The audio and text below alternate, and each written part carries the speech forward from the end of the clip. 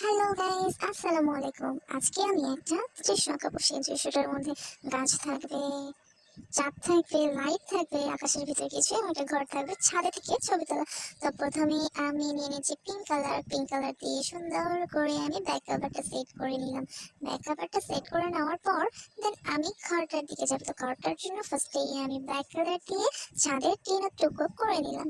করে নেওয়ার পর মনে হচ্ছে যে অনেক গভীর একটা কিছু হবে, কিন্তু আসলে কিন্তু তেমন কিছু না। ব্ল্যাক কালারটা কিন্তু অনেক ইউজ হয় রঙের ক্ষেত্রে। ব্ল্যাক কালার আর হোয়াইট কালার এই দুটো কালার প্রচুর ইউজ হয়। পরে ব্ল্যাক কালারটা দিয়ে আমি ঘরের চারিদিকে করে নিলাম, একটা জানলাও বসিয়েছি। তারপরে ছাদের যে গ্রিলের মতো থাকে সেগুলো দিয়ে নিলাম।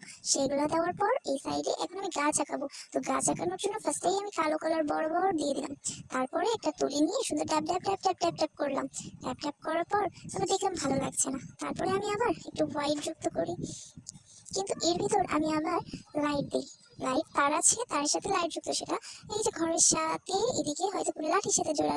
লাইটগুলো দেওয়ার পর অনেক সুন্দর লাগছিল। তারপরে আমি চারটা আঁকিয়ে নিলাম। চারটা তেমন উজ্জ্বল দিচ্ছে না, তবু আছে মোটামুটি। তারপরে আমি গাছটা দেখছি ভালো লাগছে না, তারপরে আমি সাদা কালার একটা ফুল বসিয়ে দিই আর সবুজ সবুজ কালার পাতা দিয়ে দিই। সো এটাই আজকে আমার আঁকার